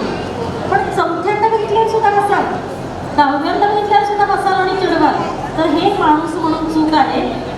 एकमेकांशी बोलून आपण एकमेकांना समजून घेणार नसू आणि मराठी दळभद्री घाणेरड्या सिरियलमधल्या बायकांसारखं बिंडोक आणि मूर्ख वागून आपण एकमेकांना हसणार असू तर आपला या जन्मात आणि स्नेहालयनं जो आपल्याला ब्रिज करून दिला आहे त्याचा काहीही उपयोग नाही. म्हणून हे मोकळेपणाने मी बोलले आहे. मला खात्री आहे की तुमच्यापैकी एकही स्त्री, एकही मूल, एकही पुरुष आता आमच्यासारख्या कुठच्या वेगळ्या व्यक्तीला बघितल्यावर अशा प्रकारची प्रतिक्रिया देणार नाही. मी तुमच्याकडनं ही अपेक्षा करू. थँक्यू. नक्कीच सोनाली, तू आता जे काही सांगितलंस त्याचे सगळे मान ठेवतील असं मला वाटतं. तुझा जो एक महत्त्वाचा विषय आहे ज्याच्या बाबतीत तू यूट्यूब वेगवेगळे प्लॅटफॉर्म ह्याच्या बाबतीत मांडतेस की अपंगांची लैंगिकता, ह्याच्या बाबतीत तू काय सांगशील? हां, खूप महत्त्वाचा प्रश्न मला विचारलेला आहे आणि सामाजिक संस्था स्नेहालयाच्या पातळीवर हा प्रश्न विचारला जाणं ही खूप महत्त्वाची गोष्ट आहे. मी ज्या संस्थेत होते किंवा ज्या संस्था बघितल्या ते विवाह मंडळं चालवायचे, पण स्त्री पुरुषांची प्रेम जुळतात, प्रेमभंग होतो त्याला एक घाणेरड्या आणि विकृत नजरेनं पाहिलं जायचं. तर त्यामुळं स्नेहालयच्या इतक्या महत्त्वाच्या प्लॅटफॉर्मवर मला शिल्पानं हा महत्त्वाचा प्रश्न विचारणं, याच्यामुळे शिल्पासाठी टाळ्या वाजवा प्लीज. तर मगाचा जो विषय होता तो थोडासा पुढं वाढवून, अपंग माणसं असतात त्यांना सांभाळायला कधी कधी किंवा त्यांना सुधारण्यासाठी म्हणून कधी कधी आजूबाजूची गावातली नातेवाईक मंडळीनं त्यांचं लग्न करून टाकतात. आणि अशा एखाद्या अपंग पुरुषासाठी, अपंग बाईचं लग्न ठरणं कठीण असतं. तिच्यासाठी तिची जबाबदारी घेणं किंवा ती स्वतःची जबाबदारी घेऊन कुटुंबाचीही जबाबदारी घेऊ शकते याबद्दल कुणाला विश्वास नसतो. त्यामुळं लग्न करायला बाई शरीरानं सुदृढ हवी, हातीपायी धड हवी, शक्यतो दिसायला नेटकी हवी आणि घराचा गाडा ओढणारी हवी अशीच, आणि मूल देणारी हवी अशीच अपेक्षा असते. पण पुरुषांना या बाबतीत सुद्धा खूप फायदे आहेत. पुरुष अपंग झाला की त्याला मात्र एका सुदृढ बाईंनी लग्न केलेलं हवं असतं आणि त्याला मुली मिळतात. कुठची तरी कुटुंबानं उचमलेली बाई, घरदार नसणारी बाई, अनाथ बाई किंवा उपासमार जिची होतीये अशा बाईची, मुलीची निवड करून मग लग्न केलं जातं. आणि त्या बाईला, त्या शरीरानं सुदृढ असणाऱ्या बाईला तो जो कोणी अपंग पुरुष असेल त्याचं अपंगत्व ज्या प्रकारचं असेल, पॅराप्लेजिया असेल तर कदाचित जनरली जसा सेक्स केला जातो तसा सेक्स करता येणार नाही पुरुषाला. पण पोलिओ असेल, ऑटिझम असेल आणि कुठली डिसॅबिलिटी असेल तर त्यांना सेक्स नीट करता येतो. पण पुरुषांच्या बाबतीत नेहमीच निसर्ग मेहरबान आहे, तसा या बाबतीतही समाज मेहरबान आहे की पुरुषांची लग्न अपंग पटकन ठरतात. माझ्यासारख्या प्रत्येकाच्या बाबतीत, मंदा बाबतीत, माझ्या बाबतीत आणि अशा सगळ्या बायकांबाबतीत असं सहजच ठरवलं जातं की या बिचाऱ्यांची लग्न कशी होणार, या बिचाऱ्यांची लग्न कोण करणार. पण मी किंवा मंदासारख्या अनेक स्त्रियांनी लग्न करायचं नाही हा निर्णय घेतलेला असू शकतो. हे कुणाला पटत नाही, पण मी तुम्हाला इथं सांगते, लग्न करायचं नाही हा निर्णय मी घेतलेला आहे. माझ्या प्रेमात असंख्य लोक पडले आणि त्यांच्या प्रेमाविषयी मला अत्यंत आदर आहे. पण जे स्वत्व मला सापडलेलं आहे ते भारतीय कुटुंबाच्या आणि संसाराच्या पठडीत परत मी टिपिकली तेच करणार. डबे भरणार, चड्ड्या पिळणार, वाळत टाकणार, आल्या गेल्यांचं करणार, सणवार करणार आणि सगळ्यांना मी आवडावी याच्यासाठी परस्तवर प्रयत्न करणार. भारतीय संसारी बाईचं पुष्कळदा हेच विधी लिखित आहे आणि तिनं हे मान्य केलेलं आहे. तिला हे वाटत नाही की हे चूक आहे. तर मला या चौकटीत अडकायचं नव्हतं म्हणून मी लग्न केलेलं नाही. मंदाला स्वातंत्र्याची चव लागली म्हणून मंदानं लग्न केलेलं नाही. आणि माझ्यासारख्या व्यक्तींना इच्छा असेल तर ते तसं करू शकतात. आणि मला मूल हवं असतं तर मुलासाठी लग्न करण्याचीच गरज नाही आहे. मला मूल हवं असतं तर मला आवडणाऱ्या पुरुषाकडनं सेक्स करून किंवा बँकेमधनं त्याचं वीर्य घेऊन मी माझं मूल जन्माला घालू शकले असते. तर मला तुम्हाला सांगायचं आहे की अपंग व्यक्तींना लैंगिक भावभावना असतात, त्यांचं प्रेम जुळू शकतात, प्रेमभंग होऊ शकतो आणि याच्यात उपकाराची भावना नसू शकते. नुसतं निस्सीम प्रेम, जसं तुम्हाला मिठी मारल्यावर आनंद होतो, जसं तुम्हाला किस किंवा चुंबन केल्यावर अंगावर शहारे येतात, जसं तुम्हाला असं खास असं एकमेकांना कोपऱ्यात जाऊन आंबट चिंबट बोलल्यावर, मसालेदार बोलल्यावर असं वाटतं, तसंच आम्हा सगळ्यांना सुद्धा वाटतं. त्यामुळं याबद्दल व्यासपीठांवरनं बोलणं, आणि अपंग माणसंसुद्धा तुमच्यासारखीच आहेत, फक्त 1, 2, 4, 8 अवयव गमावलेली असू शकतात, पण तुमच्यासारखीच लैंगिक भावभावना असणारी आणि ज्यांना कुटुंबाची चाह आहे ते लग्न करतील, नाही तर करणार नाही. आणि आता नव्या काळात लग्न करण्यापेक्षा एकमेकांचे साथीदार, बौद्धिक साथीदार, विचारांचे साथीदार, एकमेकांचे सोबती, घर एकत्र राहताना एकटं वाटू नये म्हणून अशी गरज तयार झालेली आहे. त्यामुळं भविष्यात ज्यांना लग्न करावं वाटतील ते करतील, अन्यथा करणार नाही. तर हा अपंग आणि सुदृढ, शरीरानं सुदृढ माणसांचा प्रश्न नसून फक्त लैंगिकतेचा प्रश्न आहे. मग ती लैंगिकता पुरुषांना पुरुषांवर प्रेम करणं, स्त्रियांना स्त्रियांवर प्रेम करणं, स्त्री पुरुष एकमेकांची भिन्नलिंगी प्रेम करू शकणं आणि खरं तर कुणाचंही कुणावरही प्रेम असू शकणं हे एकमेकांचे प्रेफरन्सेस असतात. त्यानुसार ते प्रेम स्वीकारण्याची या जगात जागा तयार झालेली आहे आणि त्या जागेसाठी सुद्धा मी काम करते.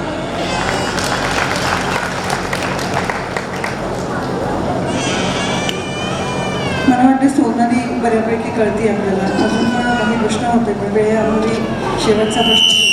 सॉरी. असे अनेक पुरस्कार, जसं आज आपला अग्निशिखा पुरस्काराने सोनालीला सन्मानित केलं, असे अनेक पुरस्कार आजपर्यंत सोनालीला मिळालेले आहेत. वेगवेगळ्या कारणासाठी वेगवेगळ्या सेक्टर्सनी तिला शाबासकी दिली आहे. मला सांग सोनाली, तुला स्वतःला कुठल्या गोष्टीसाठी शाबासकी द्यावीशी वाटते? हॅलो. हां, मला असं वाटतं की मला इथे पण हा पुरस्काराचं नाव किती सुंदर आहे, अग्निशिखा. म्हणजे मला असं वाटतं की जणू काही आता मला रॉकेटचं रूप आलेलं आहे आणि आता मी कुठच्याही अवकाशात जायला तयार आहे. थँक्यू. किंवा आज सकाळी जो औरंगाबादच्या जे महात्मा गांधी मिशन युनिव्हर्सिटीनं मला पुरस्कार दिला त्याचं नाव होतं सक्षमा. आम्ही सगळ्या स्त्रिया सक्षमच आहोत. आपल्या पातळीवर आपल्या पावलापुरतं स्वातंत्र्य मिळवण्याचा प्रवास करणाऱ्या सगळ्या सक्षमच आहेत. तर या सगळ्या पुरस्कारांचा, नव्या येणाऱ्या पुस्तकांचा, सुंदर जमलेल्या रेसिपीचा सगळ्याचा मला आनंद वाटतो. पण मी स्वतःला जी शाबासकी देईन ती अशी देईन की अपंगत्वाबद्दल किंवा स्त्रियांबद्दल जे विशिष्ट साचे असतात की बाईने असं असावं, बाईने असं दिसावं, बाईने असं वागावं. मग अपंग माणसांनी कायम असं साधूसारखा चेहरा करून छान असं स्मितहास्य करत सगळीकडे बघावं आणि बघेल तेव्हा सामाजिक कार्य करावीत किंवा STD बूथ झेरॉक्स मशीन टाकावं किंवा कॅलेंडर विकावीत. या पलीकडं बौद्धिक क्षेत्रात माझ्यासारखी व्यक्ती अतिशय दर्जेदार काम करू शकते आणि मेनस्ट्रीममध्ये मी भाजीवालीकडे जाईन, मी घासाघीस करून क्लिपा घेईन, बो घेईन, मी कपडे घेईन, मला आवडणाऱ्या पर्सेस घेईन, मी प्रवासाला जाईन आणि मला आता समजा मी लेस्बियन नाही, मी बायसेक्शुअल नाही, मी स्ट्रेट आहे. स्ट्रेट हा शब्द चुकीचा आहे. मी भिन्नलिंगी आकर्षण असणारी व्यक्ती आहे. त्यामुळं मला खूप देखणे, सुंदर आणि दाढीवर माझा विशेष जीव आहे. तर असे सुंदर दाढी राखणारे पुरुष मला खूप आवडतात आणि मला इथे सांगायलाही आवडतं. ते उंचीचं मला खूप आकर्षण आहे. मला फवाद खान नावाचा हिरो खूप आवडतो आणि असे खूप जण असतात. अभय देओलची खळी, त्याच्या खळीवर जीव द्यावा वाटतो. तर अशा सगळ्या गोष्टी मला बोलता येतात आणि हे सगळे साचे. आणि मी जेव्हा पहिल्यांदा केस कापले होते पार्लरमध्ये जाऊन तेव्हा माझ्याकडं असं बघायला लागले होते की हिला काय करायचे केस कापून. म्हणजे मी केस कापल्यावर ना माझी अशी बोट एक उडत होती. तेव्हा मला एक ताई म्हणाल्या की अगं सोनाली, सूत्रसंचालन करताना ती बोट इतकी तुझ्या डोळ्यावर येत होती, मला असं वाटलं येऊन तुला क्लिप लावावी. म्हटलं नाही, ते डोळ्यावर यावेत म्हणून पैसे देऊन कापलेले केस आहे, डोळ्यावर येणारच. तर हे सगळं जे आहे की मी भाजी आणायला गेल्यावर भाजीवालीला कळे ना की ही अशी भाजी विकत घेणारी पहिल्यांदा आली आहे. नारळवाल्याला कळे ना की अरे हा ग्राहक आहे, सेवाभाव करायचा नाही आहे, हा रोख पैसे देऊन माझ्याकडनं घेणार आहे. तर या सगळे माझे एक्सटेंडेड कुटुंब, हे भाजीवाले, हे नारळवाले, किरकोळ गोष्टींची विक्री करणारे, महाद्वार रोडवर फळं विकत बसणारे पासून चपला हे करणारे सगळे, मला खायला प्यायला अतिशय आवडतं. त्यामुळं कोल्हापुरात जिथं जिथं पॉवर चेअर जाते आणि जिथं जिथं खायचे प्यायचे गाड्या आहेत, खाऊ गल्ली आहे, त्या सगळ्या गाडीवाल्यांची माझी मैत्री आहे. तर या एक्सटेंडेड कुटुंब मेनस्ट्रीममध्ये मला तयार करता आलं आणि मुख्य समाजात जसं तुम्ही राहता तशीच मी एक आहे. कुणीतरी व्हीलचेअर पाहून, कुणीतरी वेगळीच म्हणून दचकून माझ्याकडे कुणी बघत नाही. हेच मला अचीवमेंट वाटतं. आपण वेगळे नाही दिसणं, आपण मिसळून जाणार. ही तिची अचिव्हमेंट आहे हे सांगायला मला वाटतं की आपल्या मुलाखतीची सुरुवातच ह्या विषयानं झाली होती की ज्यावेळी मी तिला पहिल्यांदा बघितलं त्यावेळी माझ्या मनामध्ये तिच्याबद्दल कुठलीही कणव, दया अशी आली नाही. मला हसायला आलं. मला असं वाटलं की 2 मिनटं तिला जाऊन भेटावं, पण माहिती नाही, पण मी थांबले. मी त्यावेळी तिला भेटले नाही. हे मिळवणं हे फार अवघड आहे.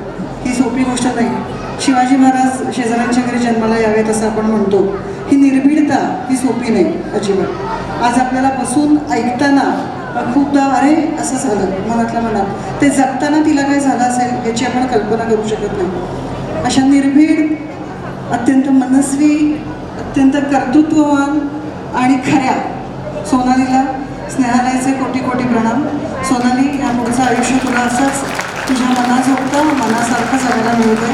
तीच आज तुला सदिच्छा देते.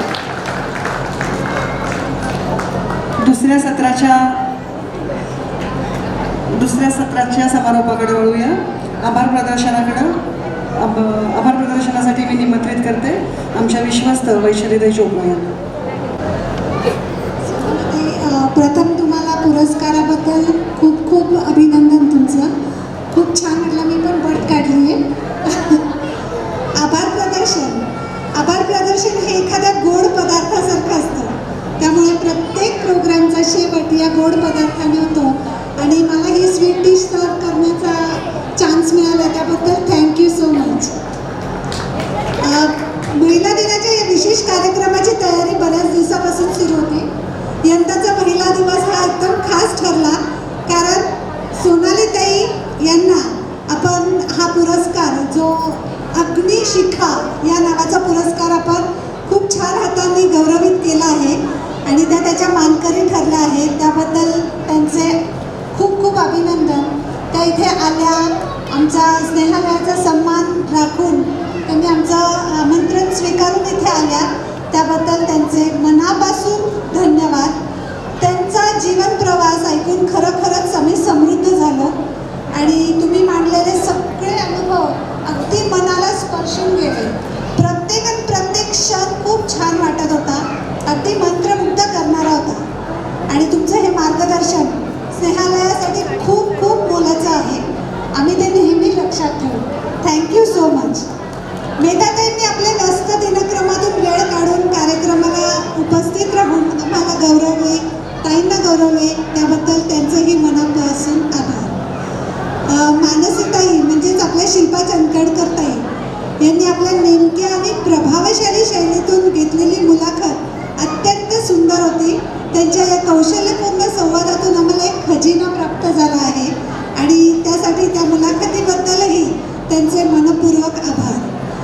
आपल्या स्नेहालयाचे बाबा गिरीश सर आणि माई म्हणजे आपल्या प्राजक्ताताई यांनी जे रोपटे लावले आहे ते आज वटवृक्षासारखे झाले आहे आणि या वटवृक्षाखाली आम्ही सगळेजण हा स्टेज आम्हाला अवेलेबल करून दिला आहे आणि त्याची प्रेरणा घेत आहोत. आम्ही तुमच्याबरोबर पुढे जात आहोत. सोनालीताई, आमच्या गिरीश सरांची एक लाईन हमेशा लक्षात राहते आम्हाला की आज नाही तर कधी आणि मी नाही तर कोण.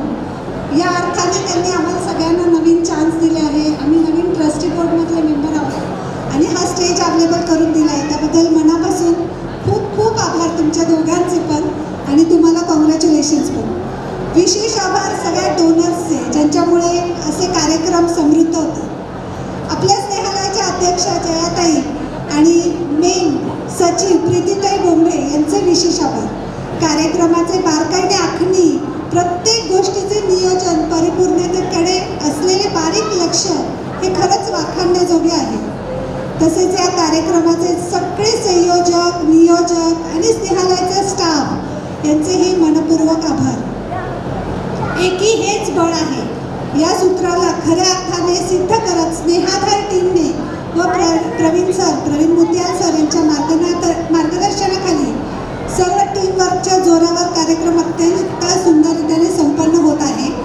महिला दिनाच्या या विशेष सोहळ्यास उपस्थित राहिलेल्या सर्व ट्रस्टीगणांचे, सर्व माझ्या मित्रांचे, आपले स्टुडंट आहेत इथे सगळे आणि स्पेशली थँक्स या मुलासाठी खूप जोरदार टाळ्या की त्यांनी शब्द सगळ्या मुलांना समजावून सांगितलं आहे. त्याचेही खूप मनापासून आभार.